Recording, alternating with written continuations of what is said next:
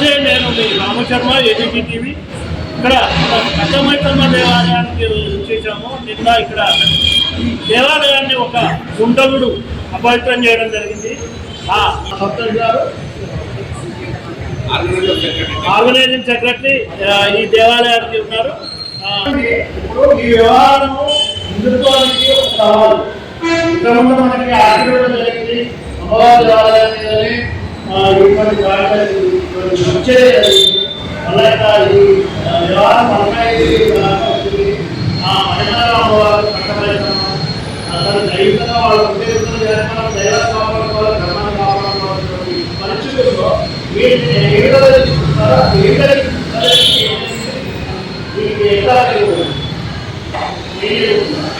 రాత్రి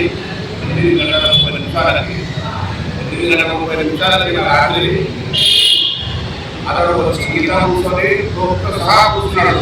అంటే అతనికి బాధ వచ్చినాడు కాదు, ఆయన ఒక ముస్లిం వ్యక్తి అని చెప్పుకోవాలి కూడా ఆ విధంగా బాధ చేసినట్టే వాళ్ళకి ఎంత గౌరవం చేశారు. అంత పబ్లిక్ గా రోడ్డు మీద 24 గంటలు చూస్తున్నారు. అయినా కూడా మన మల్కాజ్గిరిలో సభ్యులు కూడా అమ్మవారు అంటే అసలు మల్కాజ్గిరి పవిత్రమైన గుడి, ఇది రామదేవత గుడి. ఈ పవిత్రం ఉన్న గుడిని ఎంత విధంగా చేసినో ఆ దుర్గాబుని ఎప్పుడే అసలుకి నిలియాల్సిందే.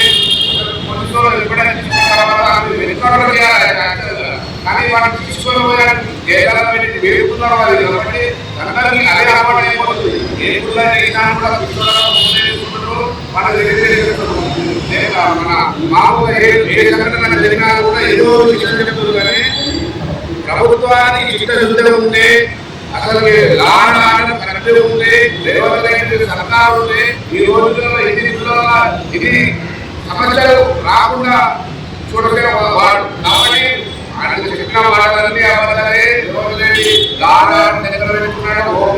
ఆయన ఆయన దేశాన్ని తప్పు పెట్టాలని నడిపిస్తున్నాడు. ఇది హిందూ మాట మన కాంగ్రెస్ అంటే ఆయన, ముస్లిం అంటే ఆయన ఆయన మాట్లాడు. హిందూ అంటే కాంగ్రెస్ కాంగ్రెస్ కాంగ్రెస్ అని అసలు హిందువులైన ఓట్లేదా, మరి హిందువులైన చేయలేదా, మరి అసలు ముస్లింలు అంత పోలించే అవసరం ఏమున్నాయి? వాడు ఇక్కడనే ఒప్పుకుంటా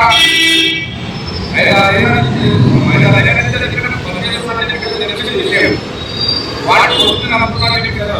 అంటే ఇక్కడ ఏం జరుగుతుంది, ఏమైంది, ఏమన్నది ఇక్కడ ఎలా చేస్తే వాడు ఒప్పుకోవడం విజయిస్తున్నాడని చెప్పి బాగా తీసి చెప్తున్నాడు. అంటే ఆ దేవుల్లో ఉండే వాడు ఏం చేయాలో వాళ్ళకి కూడా ఆ అమ్మకి జరిగింది. కాబట్టి గవర్నమెంట్ ఎంత అభివృద్ధి అనేది మనకి కనబడుతుంది.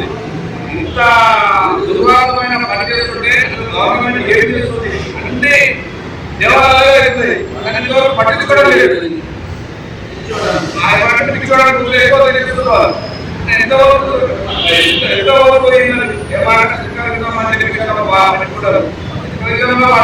మనం పోయి అదే మంచిదాన్ని చేసుకోవాలనుకుంటారా?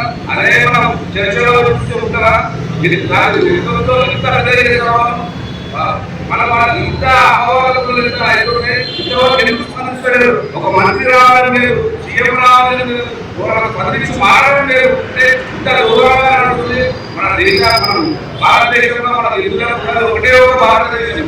దీనిని కూడా ఇంత సర్వనాశనం చేయాలని కాంగ్రెస్ మన రేవంత్ రెడ్డి ఇది ఆలోచించి మన సనాతన ధర్మం గురించి మనకు ఇంత ముందుకు పోతమే మన తెలుగులో కలిపి మనం ఇవన్నీ కనిపించడం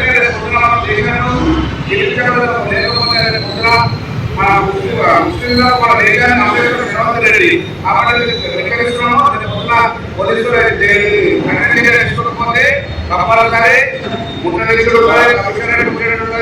ఉంటాయి. దీనిలో కనిపిస్తున్నాం.